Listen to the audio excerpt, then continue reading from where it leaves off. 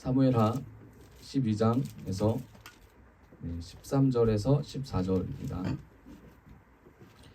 네, 우리 같이 한 목소리로 같이 읽어보도록 하겠습니다. 다윗이 나단에게 이르되 내가 여호와께 죄를 범하였노라 하매 나단이 다윗에게 말하되 여호와께서도 당신의 죄를 사하셨나니 당신이 죽지 아니하려니와 이 일로 말미암아 여호와의 원수가 크게 비방할 거리를 얻게 하였으니 당신이 낳은 아이가 반드시 죽으리이다 하고 15절입니다. 나단이 자기 집으로 돌아간다. 아멘. 아멘. 네, 오늘 주님께서 우리에게 주시는 말씀의 제목은 죄를 이깁시다입니다. 죄를 이깁시다. 네, 죄를 이깁시다 라는 말씀의 제목으로 말씀을 선포하도록 하겠습니다. 우리 옆 사람과 인사합시다. 죄를 이깁시다. 죄를 이깁시다. 아멘. 죄를 이깁시다. 네. 여러분, 죄가 뭐라고 생각하십니까? 죄. 네, 죄. 죄는 되게 여러 가지 정의가 있죠. 죄. 네, 사람마다 죄를 바라보는 관점이 다를 거라고 생각합니다. 하지만 성경이 말하는 죄가 있습니다. 성경이 말하는 죄가 뭐죠? 네, 바로 하나님을 알지 못하고 하나님을 마음에 품지 않고 하나님이 계신다라는 것을 부정하는 것이 죄입니다. 하나님을 인정하지 않는 것이 죄죠. 네, 하나님을 삶에서 인정하는 우리가 됐으면 좋겠습니다. 우리 옆 사람과 인사합시다. 하나님을 인정합시다. 하나님을 인정합시다. 네, 하나님을 인정합시다. 하나님을 인정합시다. 하나님을 인정한다라는 건 하나님이 하나님 되게 한다라는 의미입니다. 어려운 말이죠. 하나님이 하나님 되게 한다. 이게 무슨 말이냐면 하나님이 하나님이시기를 우리가 기대하면서 기도하면서 하나님이 우리 삶에 나타나기를 바라는 마음으로 주님께 나아가는 것을 의미합니다. 하나님이 하나님 되게 하기를 우리 모두가 그 마음을 받았으면 좋겠습니다. 하나님이 하나님이 되게 한다. 우리 한국어로는 잘 안 쓰죠, 이런 말. 네, 그렇죠? 조금 제가 쉽게 외우고 쉽게 영어로 갖고 왔습니다. 영어가 조금 더 쉽더라고요. 네, Let God be 가십니다. 어렵지 않죠? Let God be God. 네, 하나님이 그 상태로 하나님이기를 시켜라 라는 뜻입니다. Let God be God. 네, 어렵지 않습니다. 하나님이 하나님 되게 하는 것을 우리가 목적 삼고 목표 삼아 나가기를 원합니다.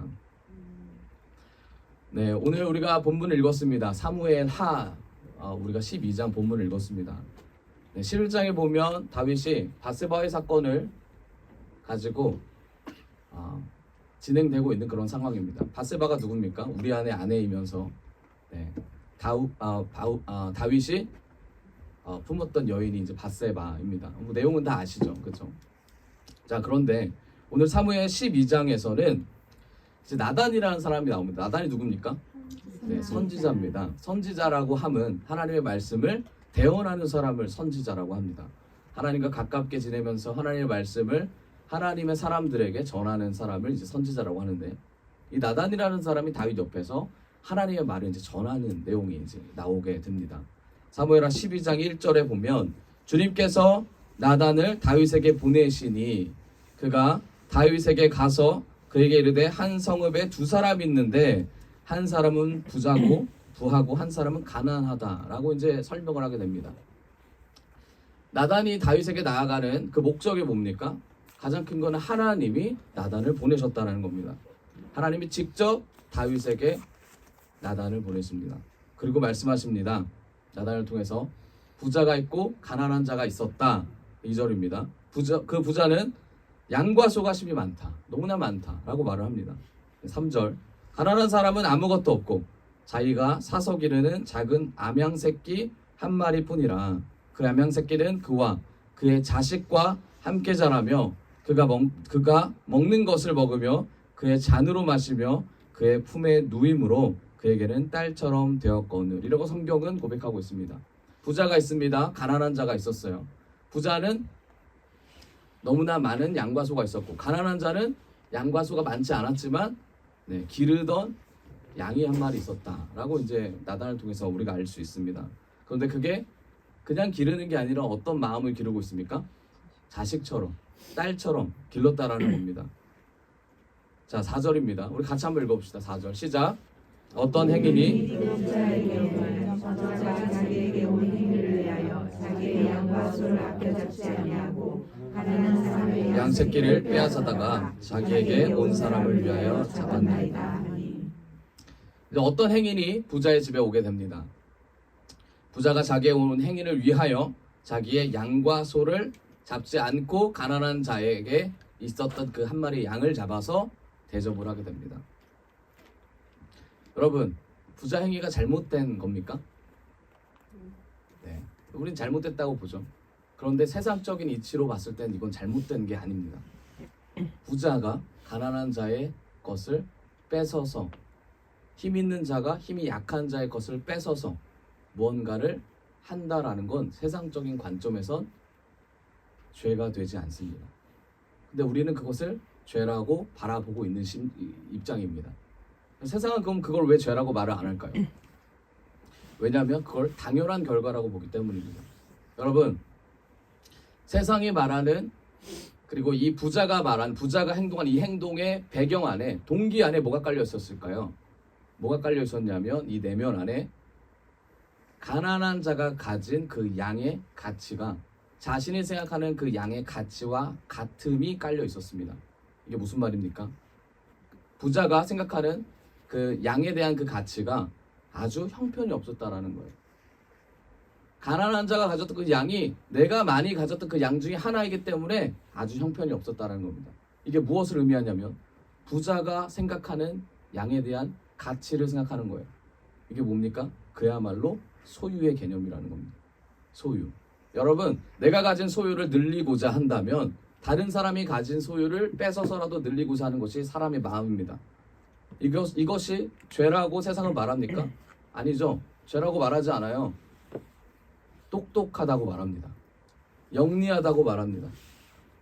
제가 부동산을 늘리기 위해서, 부동산은 없지만 부동산을 늘리기 위해서 다른 사람의 부동산을 뺏어서 제가 늘린다면 사람들이 뭐라 그래요? 와, 저 사람 나빴네라고 보는 사람 아무도 없습니다. 저렇게 젊은데 어떻게 성공했을까? 그 성공의 비결이 뭘까? 저렇게 할 수 있는 이유가 뭘까? 이것에 집중하는 것이 세상 사람들의 눈이라는 겁니다. 바꿔 말해서 부자가 소유라고 생각했던 그 양을 자신의 관점으로 가난한 자에게 가난한 자가 갖고 있었던 그 양에게 바로 대입을 한 결과가 바로 이것입니다. 여러분, 우리가 부자라고 생각한다면, 그리고 가난한 자라고 생각한다면 우리는 어떤 입장을 내세워야 할까요? 부자라고 한다면 우리가 가진 것을 어떤 행인을 위해서 주는 인생을 살아야 될까요? 아니면 부자라면 가지지 않은 자의 것을 뺏어도 되는 그런 인생을 살아야 할까요? 여기서 중요한 게 한 가지 있습니다. 뭐냐면 어떤 행인이 부자에게 찾아옵니다. 그렇죠? 부자는 어떤 행인에게 무언가를 주지 않아도 되는 상황입니다. 그런데 부자가 어떤 행인에게 주었다는 그 의미는 뭡니까? 그 의미는 뭐예요? 자기가 생각하는 어떤 선이라는 게 있다는 겁니다. 자기가 생각하는 어떤 기준이라는 게 있어요. 그게 뭡니까? 도덕적인 기준이고 율법적인 기준이고 윤리적인 기준으로 자기가 이때까지 쌓아왔던 세계관으로 대접하는 기준이 들어갔다는 겁니다. 부자와 가난한 자의 이 인생을 통해서 나단이 계속 이야기를 진행하고 있습니다. 5절입니다. 그 이야기를 들은 다윗이 뭐라고 합니까? 노합니다. 그리고 나단에게 이르되 여호와의 살아계심을 두고 맹세하노니 이 일을 행한 사람은 마땅히 죽을지라 라고 다윗이 말을 합니다. 여러분, 여기서 나단이 말했던 부자의 세계관과 그리고 가난한 자의 세계관 그리고 다윗의 세계관이 나옵니다. 부자는 아까 말씀드렸듯이 소유물로 양과 소를 생각했고, 가난한 자는 소유물보다 뭘로 생각했습니까? 자식으로 생각했고, 다윗은 누구의 편을 들었어요? 다윗은 가난한 자의 편을 들었죠. 자식으로서의 아비의 마음으로 편을 든 겁니다. 여러분, 여기까지가 우리가 생각할 수 있는 세계관과 사고입니다. 그런데 성경이 말하는 의미가 뭘까요? 나단이 이 얘기를 하면서 꺼냈던 의미가 뭘까요? 바로 뭐냐면 하나님이 말씀하시는 것을 들어라입니다. 하나님이 말씀하시는 것. 이게 뭡니까? 부자가 어린 양을 뺏어서 네가 화났지. 그래서 내가 너 때문에 화가 나 라는 것이 하나님의 입장이 아니라, 하나님의 입장은 가난한 자가 가졌던 소유가 아닌 자식으로 대했던 그 마음을 네가 알지 못하는 것에 내가 마음이 아프다. 이게 하나님의 마음이었습니다. 다윗도 이 마음을 어느 정도는 알고 있었어요. 그렇지만 다윗이 100% 알지 못했습니다. 그 이유는 뭐예요? 그 사람을 보고 노했기 때문이에요. 부자를 향해서 노하는 마음이 먼저 들었기 때문입니다. 그게 아니죠. 하나님이 주셨던 그 하나님이 말씀하시고자 하는 내용은 부자를 향해서 네가 노해라라는 것이 아니라 하나님께서는 가난한 자의 편에서 가난한 자의 마음을 어루만져라라는 것이 가장 큰 핵심이었던 거죠. 여러분, 우리는 이런 경우가 너무 많습니다. 부자의 잘못된 모습을 보고 우리는 부자를 정죄하기에 앞선다라는 거죠. 하나님께서는 부자를 정죄하기 이전에 어떤 것을 보기를 원하시냐면 가난한 자의 그 입장에 섰을 때의 마음을 더 알기를 원하실 줄을 믿습니다. 나단을 통해서 말씀하고자 하는 것이 바로 이거였다라는 거예요. 다윗이 노했지만 그리고 결국 다윗이 선포했던 건 마땅히 죽을 자라고 얘기했지만 하나님께서 정말 원했던 것이 그거였을까? 우리가 이 어기를 또 좀 짚고 넘어갔으면 좋겠습니다. 6절입니다. 6절에 이런 말을 합니다. 그가 불쌍히 여기지 아니하고 이런 일을 행하였으니 그 양 새끼를 4배나 갚아 주어야 한지라 라고 이제 다윗이 얘기하죠.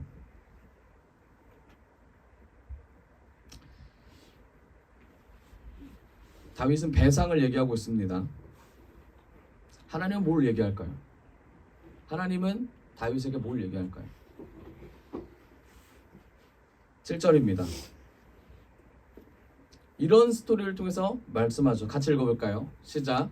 나단이 다윗에게 이르되 당신이 그 사람이라 이스라엘의 하나님 여호와께서 이와 같이 이르기를 내가 너를 이스라엘 왕으로 기름 붓기 위하여 너를 사울의 손에서 구원하고.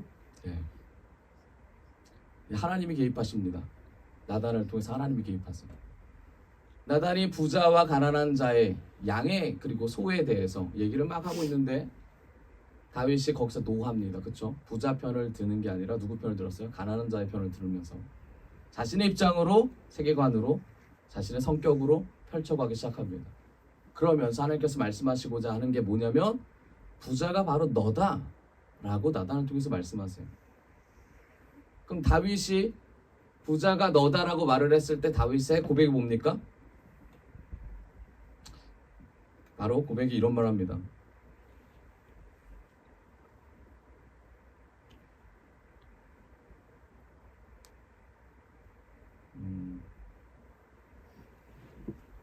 몇 절이죠?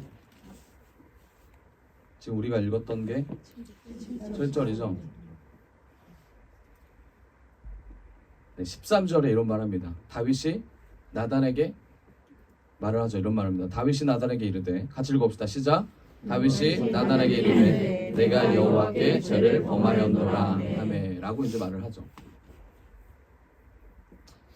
여러분, 나단이 다윗에게 이런 말을 하고 다윗이 내가 이런 죄를 범했습니다 라고 하는 7절과 13절 사이에 어떤 말이 있냐면 우리 같이 읽어볼까요?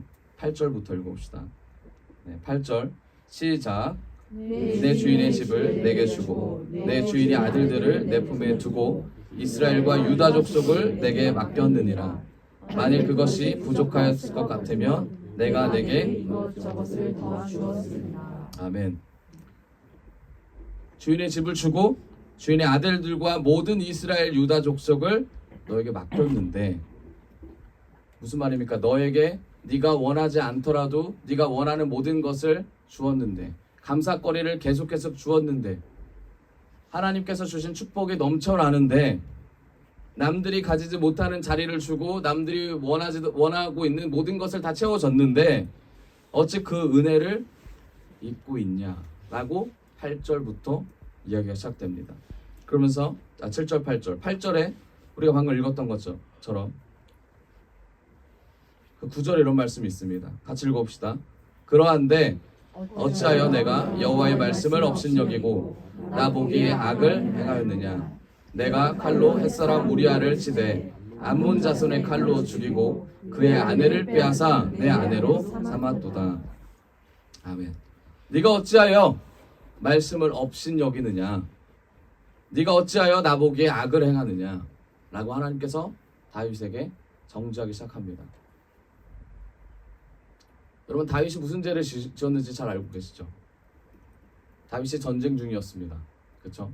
전쟁 중에 늦잠을 자고 일어나서 밖을 거닐다가 조금 나지막한 곳에 누가 있었습니까? 옥상에서 밧세바가 목욕하고 있는 모습을 보게 됩니다. 그리고 나서 저 여인이 누구냐? 저 여인이 우리아의 아내 밧세바입니다. 저 여인을 보고 싶다 해서 데려와서 그 여인과 나중에 이제 결혼하게 되는 그런, 그리고 그 여인과 결혼하기 위해서 누굴 죽였습니까? 그 여인의 남편을 최전방으로 보내서 죽이는 그런 나쁜 짓을 하게 되죠. 다윗의 죄가 너무나 많은 사람들에게 피해를 입게 됐습니다. 그런데 다윗은 그것을 마음에 품고도 그냥 넘어가다가 나단을 통해서 이 모습이 발각이 된 겁니다. 여러분, 그리고 하나님께서 나단을 통해서 이 얘기를 했을 때 다윗이 12절에 방금 우리 말한 것처럼 우리 말씀 읽은 것처럼 뭐라고 합니까? 너는 은밀히 행하였으나 나는 온 이스라엘 앞에서 백주의 일을 행하리라 하셨나이다. 이게 누가 말씀하시는 거예요? 하나님께서 다윗에게 말씀하시는 거예요. 여러분, 죄는 은밀하게 찾아오죠.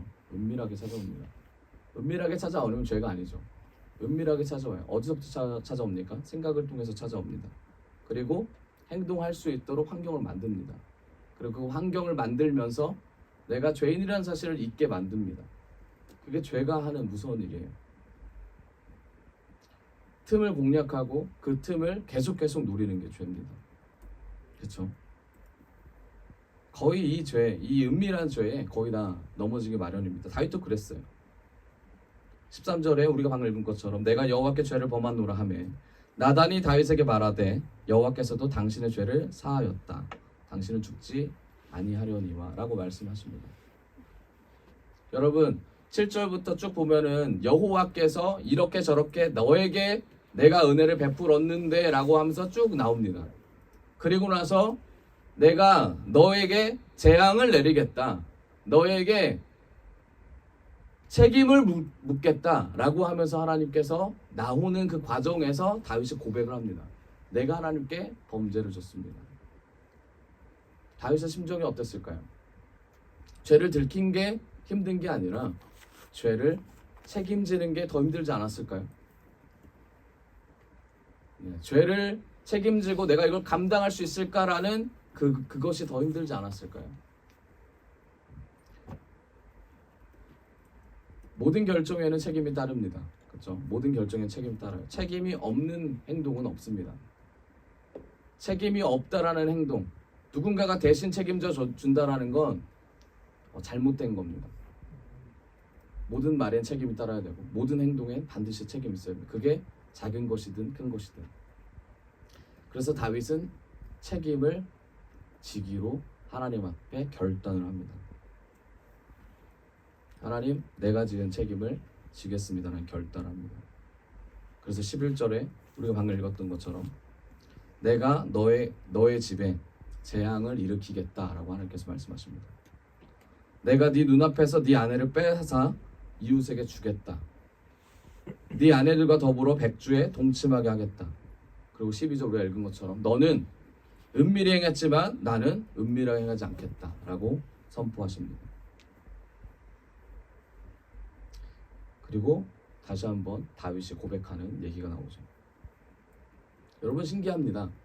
다윗이 하나님 앞에 무릎 꿇고 고백을 하기 시작합니다. 뭐라고 합니까? 내가 여호와께 죄를 범하였다. 여러분, 죄를 범하고 나서 우리가 죄를 범한 그 상황이 되면 내가 죄를 범할 수 없는 이유를 찾게 됩니다. 참 신기해요. 죄라는 게 참 신기합니다. 내가 죄를 범할 수 없는 상황들이 있어요. 그게 뭐냐면 저 사람 때문입니다. 내가 이 상황에 갇혔기 때문에 그럴 수밖에 없습니다라고 항상 죄를 옹호하는 얘기를 해요. 나를 변호하는 얘기를 합니다. 스스로. 실질적으로 인정하는 사람은 거의 없습니다. 거의 없어요. 그리고 나서 자신이 죄를 졌다고 다윗은 말하고 나서 나단이 다윗에게 바로 얘기합니다. 뭐라고 합니까? 나단이 다윗에게 말하되 여호와께서도 당신의 죄를 뭐했다? 사하였다라고 말하고 있습니다. 그리고 죽지 아니할 것이다 라고 말을 하죠. 하나님께서 나단을 보내실 때 이미 나단에게 이런 말씀을 주셨습니다. 그렇죠? 다윗이 회개를 하면, 다윗이 하나님 앞에 엎드리면 하나님이 죽이지 않겠다라는 그런 사인을 나단은 알고 있었을 거예요. 그리고 나단은 그 말을 다윗에게 전합니다. 여러분, 때로는 죄를 용기 내서 고백할 필요가 있습니다. 때로는 고백하면서 하나님을 붙잡을 필요가 있습니다. 사람에게 죄를 고백하는 것보다 하나님 앞에 죄를 고백하면서 나아가는 것이 하나님 앞에 죽임당하지 않는 지름길입니다. 다윗은 그걸 알았습니다. 다윗은 목숨의 죽음보다 영적으로 하나님과의 단절되는 그 슬픔이 얼마나 큰지를 알았습니다. 여기서 우리가 죄를 짓지 않는 사람은 없습니다. 그렇다고 모두가 죄를 지어야 된다는 얘기 아니에요. 죄를 짓지 않는 사람은 없지만 죄를 지음과 동시에 우리가 어떤 행동을 합니까? 하나님, 죄를 지었습니다. 하나님 앞에 잘못했습니다. 하나님과 끊어지지 않을 수 있는 은혜를 주십시오 라고 우리는 하나님과 고백을 하죠. 하나님 앞에 나아갑니다. 이걸 우리는 회개라고 합니다. 그렇죠? 다윗은 이것을 몸으로 보여주고 마음으로 보여줬던 사람입니다. 모든 책임을 내가 그대로 받겠다. 하나님이 재앙을 주시면 그대로 받을 거고 하나님이 죽이신다면 그대로 죽임을 당할 것이다 라는 것이 다윗의 고백이었습니다. 왜 그렇습니까? 여호와께서 죽이시는 분이고 여호와께서 살리시는 분이심을 알았기 때문입니다. 여러분, 죄는 우리의 영혼을 죽입니다. 사단은 우리의 영혼이 구원받지 못하도록 말을 합니다. 하지만 하나님은 우리의 죄를 통해서 하나님과 멀어지는 것을 원치 않으십니다. 하나님이 반드시 우리의 죄를 희게 하실 것이며 깨끗하게 하실 것이며 반드시 우리를 구원의 길로 이끄실 줄을 믿습니다. 아멘. 하나님 앞에서 결정적으로 우리가 나아가야 될 이유가 뭡니까? 우리가 죄를 그냥 깨끗하게 돼서 그냥 우리는 죄인이 아닙니다라고 그냥 나아가기 위해서입니까? 아니죠. 이 죄를 고백하는 것은 우리의 구원과 연결되어 있습니다. 우리의 구원과 연결되어 있기 때문에 반드시 이 죄 문제를 해결해야 됩니다. 아멘. 우리의 구원과 연결되어 있지 않으면 이 죄 문제는 아무것도 아닙니다. 모두가 짓는 죄 구원과 상관없다면 크든 작든 넓든 좁든 깊든 얕든 상관없습니다. 하지만 천국은 죄인이 갈 수 있는 곳이 아닙니다. 그렇기 때문에 이 구원과 연결됐기 때문에 이 죄의 문제는 반드시 엄중하게 다뤄야 될 줄 믿습니다. 아멘. 반드시 엄하게 다뤄야 되며 반드시 그리스도의 은혜로만 이 죄가 희어질 줄을 믿습니다. 아멘. 죄가 우리에게 들어오면 그리고 들어오기 전에 우리는 자연스럽게 생각을 합니다. 세상에서 도덕적인 관점으로 죄를 바라봅니다. 말을 하죠. 사람들이 죄를 짓지 말라고 합니다. 학교에서 배우죠. 부모님한테 배웁니다. 학교에서 배우는 건 도덕적인 죄를 얘기합니다. 모든 이가 편하게 살기 위해서 신호등을 지켜야 되고 차선을 지켜야 되고 그렇지 않으면 잘못된 거야. 사실 이게 죄라는 큰 것에 들어가는 거잖아요. 그렇죠? 불법이라는 게 죄니까. 그리고 어떻게 합니까? 점점 그게 양심으로 들어갑니다. 양심의 마음이 오게 되면 우리가 양심에 따라 삶을 삽니다. 거기에 도적질이 들어가죠. 도둑질이. 그리고 거짓말이 거기에 들어갑니다. 다른 사람을 의식하지 않아도 스스로 생각하는 관념이죠. 스스로 생각하게 됩니다. 아, 도적질은 나쁜 거구나. 또는 뭐라고 합니까? 아, 거짓말은 나쁜 거구나. 그래서 거짓말을 하지 않아요. 그런데 거짓말을 하게 되죠. 거짓말을 하게 됩니다. 거짓말을 안 할 수가 없어요. 거짓말을 하면서 부모님한테 혼나거나 뭔가 거짓말이라는 거 들통나게 되면 어떤 일을 합니까? 아, 이건 하면 안 되는 거구나를 알게 됩니다. 제가 초등학교 때 수산 그 시장에서 제일 부자였던 한 어떤 어린이가 있었습니다. 제가 그 어린이를 아직도 기억하는데 5학년 7반이었어요. 5학년 7반의 어떤 어린이였는데 제가 5학년이었으니까. 근데 그 친구가 펜이 엄청 많은 거예요. 펜이. 그래서 애들이 생각했습니다. 아, 얘는 부자니까 펜을 많이 갖고 다니는구나. 펜이 한 50개 넘었어요. 한 100개 정도 됐던 것 같아요. 당시에 3,000원, 2,000원씩 하는 하이테크 펜이었습니다. 근데 이 친구가 공부를 잘하는 친구가 아니었어요. 공부를 좋아하지 않는데 이 친구가 펜 장사를 했습니다. 애들한테 100원씩 받고 펜을 빌려줬어요. 그래서 그랬는데 알고 보니까 이 친구가 펜을 훔쳐서 얻게 된 아이였었던 거예요. 모든 학생들이 몰랐습니다. 근데 경찰이 왔어요, 학교에. 학교에 와가지고 이 친구 이름을 불렀습니다. 이 친구가 앞에 나갔어요. 자기는 끝까지 펜을 훔치지 않았다고 얘기했습니다. 그런데 그때 당시엔 CCTV가 없었습니다. 그런데 이 친구의 가방을 흔드니까 그 가방 안에서 펜이 쏟아져 나왔습니다. 100개 이상의 펜이 나왔어요. 물어봤습니다. 이 펜 어디서 샀어? 그러니까 어디 샀대요. 그래서 갔어요. 근데 그 가게에는 이 펜을 팔진 않았어요. 그래서 이 친구가 잡히게 됐습니다. 그리고 나서 반성문을 쓰고 어쩌고 저쩌고 하다가 이 친구가 사람들의 입방아에 오르게 됐습니다. 5학년이 됐고 6학년이 됐어요. 6학년 때 이 친구는 친구가 한 명도 생기지 않는 책임이라는 걸 지게 됐습니다. 여러분, 도적질에 대한 책임은 본인이 지게 돼요. 근데 이게 꼬리표로 남게 됩니다. 사람들한테 알려주면. 그러면 평생 마음속에 어떤 마음이 있을까? 내가 그때 도적질 하지 않았다라면 이라는 생각이 듭니다. 그렇죠? 제가 6학년이 됐습니다. 6학년 반장이 됐어요. 근데 제가 아이디어를 냈습니다. 어떤 아이디어를 냈냐면 불우이웃을 도와야겠다. 그래서 제가 저금통에다가 아이들한테 한 명씩 찾아다니면서 우리가 좋은 일 하자. 불우이웃을 하자. 그래서 100원씩 모았습니다. 선생님한테 찾아갔어요. 대외적으로 막 찾아갔습니다. 저금통이 꽉 찼습니다. 저금통을 뜯었습니다. 당시에 6, 7만 원 정도 나왔습니다.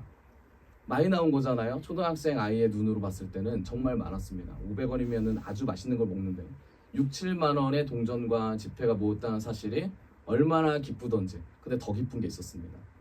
이게 제 거라는 생각이 더 기뻤습니다. 이 마음을 가지고 있는데, 제가 스스로 이 마음을 가지고 있는데 이거를 불우이웃을 해야 되잖아요. 그런데 이 불우이웃을 하겠다라는 마음으로 모았지만 불우이웃이 나가지가 않는 거예요. 왜요? 이건 제 거니까. 같이 모았던 부반장이 있었습니다. 제가 부반장한테 말했어요. 6만 원 얻었는데 제가 5만 원 얻었다고 거짓말을 했습니다. 그리고 제가 그 친구한테 말했습니다. 내가 너에게 2만 원을 줄 테니까 우리 나누자. 그랬어요. 이 친구가 뭐라고 대답했을까요? 안 된다라고 했었으면 제가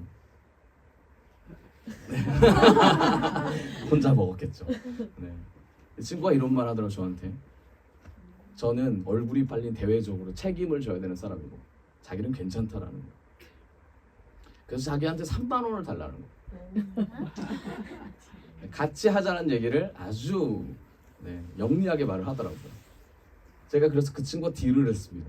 25,000원, 26,000원 그랬어요. 그러면서 했어요. 나눴습니다. 나눴어요. 그럼 이미 저는 도적질을 한 거죠. 그쵸? 나눠서 그것을 제 사물함에 떠났습니다. 그런데 어떤 일이 일어났을까요? 한 며칠 있다가 사람들이 찾아왔습니다. 자신의 돈이 잘 갔는지를 걱정하시는 분들이 많더라고요. 거짓말을 하기 시작했습니다. 제가 잘 갔다. 그런데 같이 이거를 공모했던 친구가 있을 거 아닙니까? 아까 부반장. 이 부반장과 저가 말을 맞추지 않은 상태였습니다. 어른들의 눈에는 다 보이잖아요. 그렇죠? 선생님이 저를 불렀어요. 제가 갔습니다. 선생님한테 말을 했습니다. 뭐라고 말했을까요? 제가 썼습니다. 아니요. 저는 돈은 있잖아요. 그래서 말했어요. 아직 주지 않았을 뿐이지 제가 훔친 건 아닙니다. 라고 말을 했어요. 근데 부반장을 이미 썼습니다. 그래서 제가 말했습니다. 저 친구는 도적질을 했습니다. 그래서 저는 넘어갔어요. 여러분, 배신이라고 생각하죠. 하지만 저는 그걸 사용하지 않았을 뿐이지 저는 똑같이 그것을 사용한 거와 같습니다. 제가 이걸 알고 나서 그 친구와 저는 관계가 어땠을까요? 처음에 하나 됐다가 나중엔 멀어지게 됐습니다. 그리고 제가 나중에 그 친구한테 졸업할 때 같이 사진을 찍으면서 미안하다고 얘기를 했습니다. 그리고 이것을 제가 선생님한테 가서 말했어요. 왜냐하면 양심에 찔렸기 때문에. 제가 이 양심을 1년 동안 지켰습니다. 아무에게도 얘기를 하지 않고. 이 애가 그 다음에 저한테 계속 협박하는 거예요. 네가 먼저 그랬잖아. 네가 먼저 그랬잖아. 증거는 없었지만 제 마음이 증거였습니다. 반응을 계속했어요. 여러분, 다윗은 어땠을까요? 바세바의 사건을 통해서 분명히 문제가 있었습니다. 힘듦이 있었어요. 갖지 말아야 될 것을 가졌습니다. 그런데 이것을 누군가가 짚어주는 사람이 없었던 거예요. 누군가가 나쁘다라고 말해주는 사람이 없었던 거예요. 왜 그럴까요? 다윗이 그때 하나님을 의식하지 않았기 때문이죠. 다윗은 그때 하나님을 의식하는 삶에서 내려놔서 평화를 외쳤던 사람입니다. 전쟁 중에 늦잠 자고 전쟁 중에 왕의 역할을 감당하면서 나아갔던 거였어요. 근데 하나님의 입장은 달랐던 거죠. 전쟁 중이어도 하나님과의 관계를 맺기를 원하셨습니다. 마찬가지로 우리 인생에서도 하나님은 우리의 인생 가운데 관계를 맺기를 원하십니다. 이게 다윗에게 원하셨던 거예요. 우리가 하나님과 관계를 맺지 않는 순간 죄가 들어옵니다. 그게 도적질이든지, 그게 거짓말이든지, 그게 정죄든지, 그게 교만이든지, 그 어떠한 것으로 들어올지 모르겠지만 죄는 반드시 들어온다라는 거예요. 그럼 이 죄를 어떻게 이겨내야 될까? 이 죄를 어떻게 끊어내야 될까? 이게 우리의 궁극적인 목적이 돼야 되죠. 왜 그렇습니까? 아까 말씀드렸듯이 이 죄는 구원과 연결되어 있기 때문입니다. 그래서 사단은 이 죄를 엄청나게 공격합니다. 엄청나게 공격해요. 근데 하나님은 이 죄를 방어를 많이 해주십니다. 그러면서 말씀하시죠. 하나님을 의식하는 삶을 살아라. 이 성경을 통해서 말씀하십니다. 머무르지 말고 전진하는 신앙생활을 가져라. 바울도 얘기하잖아요. 푯대를 붙잡아라. 전진하는 신앙생활, 신앙인이 되라. 머무르지 마라. 고통 가운데, 고난 가운데 승리가 무엇인지를 외쳐봐라. 예수 그리스도만이 답이다라고 외치잖아요. 계속해서 신구약을 넘어가면서 하나님과 관계 안에서 이루어져야 되는 것들을 주님께서 말씀하고 계십니다. 그리고 뭐라고 하십니까? 이웃을 사랑하는 게 뭔지, 우리가 소유하지 않고 나누는 것이 무엇인지를 말씀하고 있습니다. 여러분, 이건 현상적인 거죠. 눈에 보이는 겁니다. 죄가 들어왔어요. 양심의 가책을 느낍니다. 도둑질을 할 걸 안 합니다. 거짓말 할 걸 안 해요. 양심의 가책을 더 많이 느낀 사람이 상대의 방의 잘못을 보면서 말을 하죠. 그런데 똑같은 죄를 지은 겁니다. 이게 현상적인 거예요. 눈에 보이는 겁니다. 그럼 눈에 보이지 않는 건 뭘까요? 이 죄가 들어오는 이 과정에서 눈에 보이지 않는 것이 뭘까요? 바로 사단의 공격이죠. 영적인 공격이죠. 성경에 주님께서 말씀하십니다. 요한복음 10장입니다. 같이 읽어봅시다. 요한복음 10장 9절입니다. 9절 같이 읽어볼까요? 시작. 내가 만민이 누구든지 나로 말미암아 들어가면 물을 받고 또는 들어가면 나오며 물을 얻으리라. 10절입니다. 시작. 도둑이 오는 것은 도둑질하고 죽이고 멸망시키려는 것뿐이요 내가 온 것은 양으로 생명을 얻게 하고 더 풍성히 얻게 하려는 것이다. 아멘. 여기서 도둑놈은 누구를 말합니까? 마귀를 말하죠. 사탄을 말하고 있습니다. 마귀는 도둑질하고 죽이고 멸망하려고 한다라고 성경은 말하고 있어요. 멸망이라는 단어는 뭐죠? 지옥이라는 뜻이죠. 우리 삶을 지옥으로 끌고 가기 위해서 주님보다 먼저 오는 자가 누구예요? 마귀라는 거예요. 우리 일상생활에서 마귀는 존재하고 있고 사단은 계속해서 우리에게 하나님과 연합하는 것을 방해하고 있습니다. 우리의 심령을 도적질하면서 우리가 받은 말씀을 형편없는 걸로 취급합니다. 세상의 가치관으로 우리가 나아갈 주님의 말씀으로 나아갈 때 세상의 가치관으로 주님의 것을 계속해서 쳐내게 만듭니다. 이게 마귀가 하는 일이에요. 그럼 우리가 붙잡아야 될 게 뭐예요? 내가 받은 말씀이 뭘까? 오늘 내가 받은 말씀이 뭔데? 그 말씀을 계속해서 사단이 어떻게 쳐내는 것일까? 이걸 가지고 우리가 계속해서 궁극적으로 나아갔으면 좋겠습니다. 주님이 말하죠. 인자가 온 것은 구원을 이루기 위함이다. 사단이 온 것은 먼저 온 자가 뭘 원한다는 거예요? 죽임이다. 도적이다. 라고 계속해서 말하고 있습니다. 여러분, 사단은 우리가 죄를 짓게 활동하는 사람이라고 말했어요. 활동하는 것이라고 말을 했죠. 다윗 시대에도 반드시 사단은 활동하고 있었고 다윗 또한 그 활동한다라는 것을 알고 있었습니다. 영적인 존재니까 당연히 알고 있죠. 다윗이 넘어질 수밖에 없었던 이유는 아까 말씀드렸듯이 하나님과 관계가 회복되지 않고 계속해서 연합의 관계가 끊어졌기 때문이라고 말씀드렸습니다. 사단이 우리 심령에 찾아옵니다. 찾아와서 뭐라고 하냐면 우리가 받았던 말씀을 계속해서 갉아먹기 시작하는데 죄를 지은 사람에게 들어갑니다. 그러면서 뭐라 그래요? 말을 하죠. 야, 너 죄 졌으니까 이 자리에 있으면 안 돼. 너 죄 졌으니까 말하지 마. 우리가 너무 잘 알죠. 도적질을 한 사람이 도적질을 했다고 말할 수 있습니까? 다른 사람에게 용서를 할 수 있어요? 도적질에? 못해요. 거짓말을 한 사람이 다른 사람 거짓말하는 것을 내가 널 용서할게 할 수 있습니까? 못해요.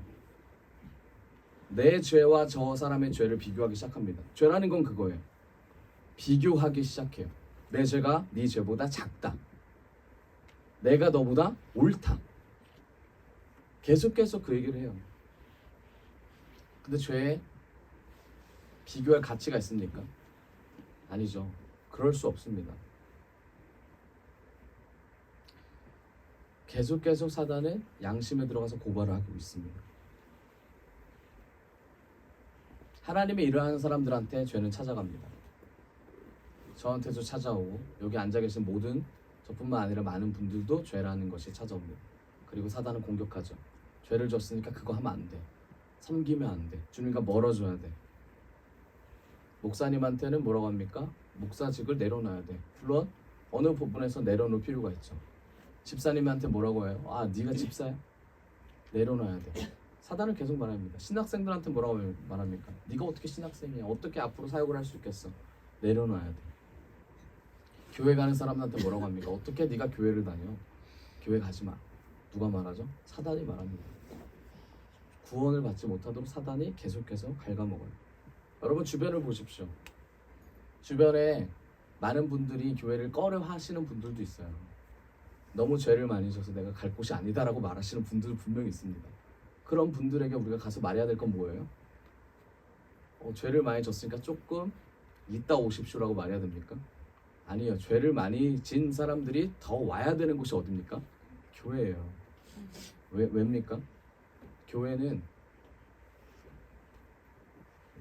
교회는 그럴 수밖에 없는 사람들이죠. 그런 사람들이 모여서 수용하고 포용하고 하나님의 나라를 더 전할 수 있고 구원과 더 연결되어 있기 때문에 그런 분들을 더 많이 전도해야 될 줄 믿습니다. 죄가 계속해서 우리를 계속해서 건듭니다. 사단이 건드려요. 그런데 복음적인 사람은 여기서 이겨냅니다. 이게 핵심이에요. 나단에게 다윗이 찾아가서 야, 너 죄인이야, 너 잘못됐어 라고 했을 때 다윗이 아니었다면 넘어졌겠죠. 다윗이 어떻게 일어날 수 있을까? 이게 핵심입니다. 시편 31편 14절입니다. 같이 읽어볼까요? 시작. 누가 뭐라고 해도 의지하며 주님이 나의 하나님이라고 말할 것입니다. 아멘. 다윗의 고백이에요. 뭐라고 되어 있습니까? 누가 뭐라 해도 나는 주님만 의지하며 주님이 나의 하나님이라고 말하겠다. 누가 뭐라고 할지라도 주님만 의지하겠다입니다. 여러분, 사람을 의식하면 주님을 의지할 수가 없습니다. 다윗의 고백이죠. 주님이 나의 하나님이라고 말하는 순간 하나님을 의식함과 동시에 사람을 의식하는 것에서 멀어질 수 있습니다. 죄를 끊어낼 수 있는 가장 강력한 방법이죠. 하나님을 의식하는 순간 죄가 끊어집니다. 하나님을 의식하는 순간 복음의 사람이 됩니다. 하나님을 의식하는 순간 나단 앞에서 많은 참모들 앞에서 무릎 꿇고 주님 앞에서 내가 죄를 지었다라고 고백할 수가 있습니다. 하나님을 바라보는 순간 왕의 자리보다 하나님의 자녀 되는 권세가 얼마나 귀한지를 알게 됩니다. 하나님을 아는 순간, 하나님 앞에 무릎 꿇는 순간 이 땅에서의 잘됨보다 천국에서의 삶이 얼마나 값진 것인 것을 알게 됩니다. 이게 복음적인 사람, 복음을 쫓아가는 사람, 하나님의 자녀입니다. 여러분, 세상의 부귀영화 되게 좋잖아요, 그렇죠? 돈이 많으면 모든 걸 할 수 있고 다른 사람에게 베풀 수 있고, 근데 베푸는 것보다 내가 잘 먹고 잘 사는 것보다 다른 사람을 주 앞에 나오게 하는 것보다 더 중요한 건 내가 하나님과의 어떤 관계를 맺고 있느냐가 더 중요합니다. 그렇기 때문에 나단을 통해서 다윗에게 말씀하고자 한 것은 너는 지금 하나님과의 관계가 올바른가에 대한 질문을 던지는 거예요. 가난한 자를 동정과 연민으로 베푸는 것이 아니라 그 마음 때문에 네가 힘들어하고 불합리하다고 외치는 것이 아니라 너는 지금 하나님과의 관계가 괜찮은가? 너는 지금 하나님과의 관계를 소홀하고 있지 않은가를 하나님께서 짚고 계십니다. 여러분, 우리는 어떻습니까? 우리는 때로는 다윗과 같다고 말해요. 죄인이라고 말합니다. 하지만 죄인이라고 말하면서 어떤 말을 해요? 아, 내가 이런 죄를 졌습니다 라고 거기서 끝나죠. 그런데 진짜 회개는 뭐예요? 하나님과의 관계를 회복하지 않는 것이 죄고, 그리고 그 죄를 가지고 회개하는 것이 진짜 회개라는 겁니다. 다윗이 그 회개를 하고 있는 거예요. 그리고 말합니다. 15절에 내 앞날은 주님의 손에 달렸으니 내 원수에게서 내 원수와 나를 박해하는 자들의 손에서 나를 건져 주십시오 라고 다윗이 고백합니다. 앞날까지 주님께 맡겨버립니다. 여러분, 앞날을 맡기는 놀라운 이 인생, 우리도 이 인생을 살고 싶지 않으세요? 전 이 인생을 너무나 살고 싶습니다. 하나님 앞에, 근데 염치가 되게 없잖아요, 그렇죠? 죄를 져놓고 하나님 앞에 내 앞날을 맡긴다고 하니 저는 이게 하나님의 자녀된 권세라고 봅니다. 아멘. 죄를 진 자가 하나님 앞에 하나님 도와주십시오. 내가 죄를 졌는데 의지할 곳이 아버지밖에 없습니다 라고 이 말하는 게 얼마나 뻔뻔하면서도 하나님을 얼마나 의지하는 걸까요? 여러분, 한번 해보십시오. 내 앞날을 주님께 맡기겠습니다. 그러면서 뭐라고 합니까? 내 원수에게서 내 원수와 나를 박해하는 자들의 손에서 나를 건져 주십시오 라고 말합니다. 앞날을 누구에게 맡기실 겁니까? 썩어 없어지는 세상의 것들의 앞날을 맡기실 겁니까? 아니면 영원히 없어지지 않는 주님의 말씀에 힘입어 나아가실 겁니까? 51편 2절입니다. 그러면서 다윗이 바세바 사건을 통하여 자신이 다시 한번 하나님 앞에 고백을 합니다. 다시 한번 읽어봅시다. 시작. 내 죄악을 말끔히 씻어주시고 내 죄를 깨끗이 없애주십시오.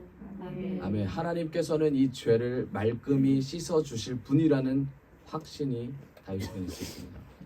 여러분, 하나님은 여러분들에게 어떤 분이십니까? 죄를 깨끗하게 해주시는 분이십니까? 아니면 세상에서 잘되게 물질의 풍요를 주시고 건강을 주시고 그냥 그 정도로 하나님을 보고 계십니까? 다윗은 자신을 깨끗하게 하실 분은 유일하신 여호와라고 말하고 있습니다. 3절을 봅시다. 나의 반역을 내가 잘 알고 있으며 내가 지은 죄가 언제나 나를 고발합니다 라고 다윗이 고백해요. 주님을 붙잡고 주님께 나아가지만 아까 말씀드린 대로 사단이 언제나 항상 다윗을 고발하고 있다라고 다윗은 얘기합니다.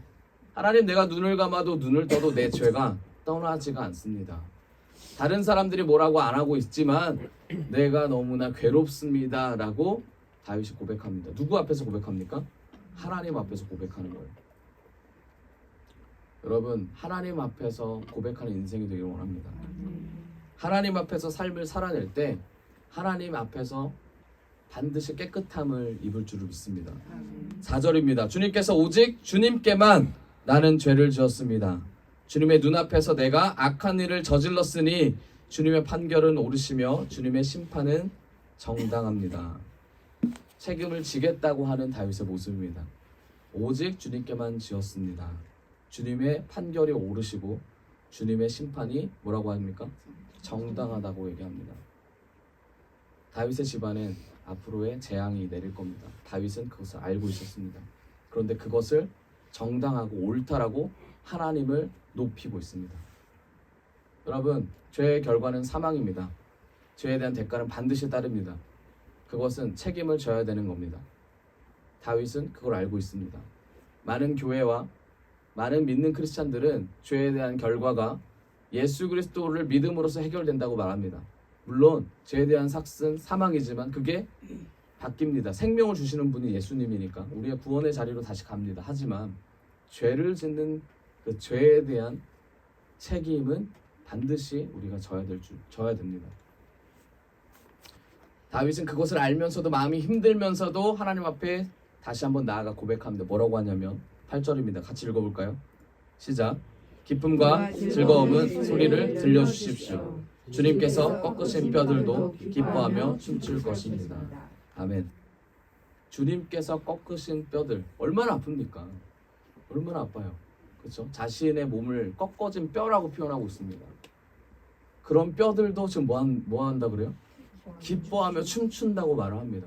하나님께서 주신 이 고난의 시기, 자신의 죄로 말미암아 일어나는 그 책임들, 그것이 비록 자신이 힘들지라도 주님이 나를 이끌고 있구나라는 확신으로 다윗은 고백하고 있습니다. 9절입니다. 주님의 눈으로 내 죄에서 돌리시고 내 모든 죄악을 없애주십시오라고 다윗이 고백합니다. 그리고 10절입니다. 같이 읽어보겠습니다. 시작. 하나님 내 속에 깨끗한 마음을 창조하시어 내 속을 견고한 심령으로 새롭게 하여 주십시오. 아멘. 다윗의 고백이 아주 구체적으로 나오는 대목입니다. 여러분, 다윗은 심령을 깨끗하는 데에 목적을 뒀습니다. 하나님에게 더 가깝고 하나님과 더 가깝고 하나님으로 더 가득 차는 데에 중점했어요.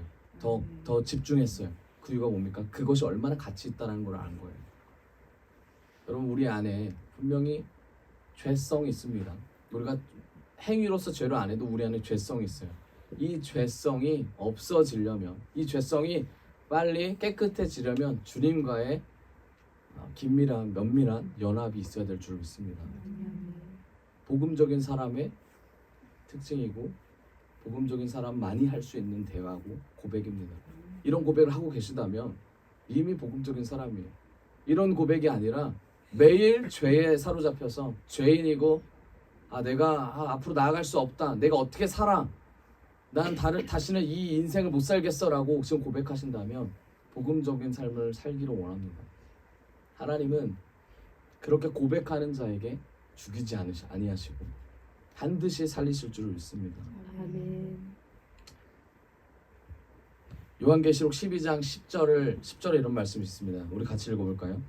시작. 그때에 내가 들으니 하늘에서 큰 음성이 이렇게 울려 나왔습니다. 이제 우리 하나님의 구원과 권능과 나라가 이루어지고 하나님이 세우신 그리스도의 권세가 나타났다. 우리의 동료들을 헐뜯는 자, 우리 하나님 앞에서 밤낮으로 그들을 헐뜯는 자가 내쫓겼다. 아멘. 이 말이 뭡니까? 사단은 이미 패했다라는 말입니다. 여러분, 사단이 아까 말씀드렸듯이 계속해서 우리를 건든다고 했잖아요. 사단이 우리를 건들면서 뭘 하냐면 하나님 앞에 가서 하나님, 제 문제 있어요. 욥 읽어보셨죠? 제 문제 있어요라고 계속해서 말을 합니다. 우리 10절 뒤에 보면 하나님 앞에서 밤낮으로 그들을 헐뜯는 자가 있다라고 성경은 말을 합니다. 우리에 대해서 계속해서 헐뜯고 있었어요, 사단은. 그런데 그 사단은 예수 그리스도 인해서 패했습니다. 아멘. 예수 그리스도가 승리하셨습니다. 아멘. 밤낮으로 사단은 하늘에서 계속 헐뜯다가 결국 그게 안 되니까 어떻게 합니까? 이 땅에 돌아다니면서 우리에게 직접적으로 얘기를 합니다. 구원의 길을 가지 못하도록 말을 하고 있죠. 여러분, 우리가 이것을 머리로는 알아요, 그렇죠? 사단이 돌아다니면서 영적인 공격을 하는구나. 영적인 걸 어떻게 그러면 끊어낼 수 있을까? 이게 핵심이죠, 그렇죠? 영적을 어떻게 끊어낼 수 있을까? 우리가 정신 차리면 이걸 끊어낼 수 있습니까? 죄의 자리에서 정신 차리면 끊어낼 수 있어요? 아니요. 네, 그럴 수 없습니다. 12장 11절입니다. 다음 절입니다. 같이 읽어봅시다. 시작. 우리의 동료들은 어린 양의 흘린 피와 자기들이 증언한 말씀을 힘입어 그 악마를 이겨냈다. 그들은 죽기까지 목숨을 아끼지 않았다. 아멘.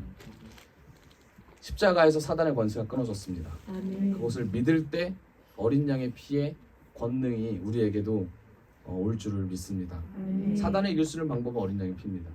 여러분, 사단은 계속해서 공격해요. 제가 그래서 이걸 해봤습니다. 제가 다른 사람을 예를 들어 정죄하게 됐을 때 제가 머릿속으로 뭔가 훅 들어오잖아요, 그렇죠? 우리도 모르게 훅 들어옵니다. 정죄라는 게 들어와요. 말을 어떻게 저렇게 해? 어떻게 말을 저렇게 해? 어떻게 저렇게 행동을 할 수 있지? 막 이런 생각이 듭니다. 제가 해봤어요. 제가 어떻게 했냐면 하나님, 정죄가 됩니다. 근데 이게 정죄가 됩니다 말을 했는데 정죄가 끊어지지 않더라고요. 그래서 어떻게 했냐면 제가 머리를 때렸습니다. 제가 머리를 때리면서 머리를 때리면서 정죄 나가라. 제가 그랬어요. 그랬더니 아픈 게 더 크더라고요, 정죄보다. 한번 해보십시오. 네. 마찬가지로 미혹 머리를 때리십시오. 미혹 옵니다. 머리를 좀 이제 다니면서 때리기 어려우시면은 뭐 얼굴을 한번 때리시던가 한번 해보십시오. 반드시 우리가 이런 행위를 함으로써 우리가 우리 마음을 지킬 수 있다면 저는 필요하다고 봅니다. 계속해서 보혈의 능력을 우리 마음속 그리고 머릿속 우리의 모든 곳에 다 뿌리기를 원합니다. 아멘. 주님께서는 반드시 승리하셨습니다. 근데 그걸 믿을 수 없게 우리를 계속 의심하게 만드는 것이 사단입니다. 그 사단은 우리도 모르게 계속 틈탑니다. 그럴 때마다 우리는 반드시 이것을 인지하는 것을 넘어서서 행동으로 보여야 될 줄 믿습니다. 예수님이 십자가에 죽으시고 부활하셨습니다. 모든 권세를 가지신 예수 그리스도의 그 은혜가 우리 안에 있다면, 그 능력이 있다면 모든 것에 승리할 줄 믿습니다. 아멘. 여러분, 이제 결론을 맺을 건데요. 우리가 지금 나단을 통해서 다윗을 봤습니다. 그렇죠? 다윗을 보면서 우리가 봤던 거는 다윗도 죄를 짓는 사람이다 입니다. 하나님께서 내가 믿었던 다윗은 죄를 짓지 않아, 이 말씀을 하신 게 아니에요. 그렇죠? 하나님이 믿었던 다윗도 죄를 짓습니다. 죄를 짓는 건 어떻게 보면 당연한 거예요. 죄인이기 때문에 죄를 짓습니다. 그런데 다윗에게 하나님께서 말씀하고자 한 건, 그럼에도 불구하고 너는 나와 연합하고 있니? 그럼에도 불구하고 너는 나를 소중하게 여기고 가치 있게 생각하니? 이거를 주님께서 묻고 싶었던 것입니다. 여러분, 우리에게 주님께서 오늘도 말씀하십니다. 나와 함께 하고자 하느냐? 라고 말씀하십니다. 하나님이 될 수 있도록 우리의 모든 인생을 걸고 나아가기를 원합니다.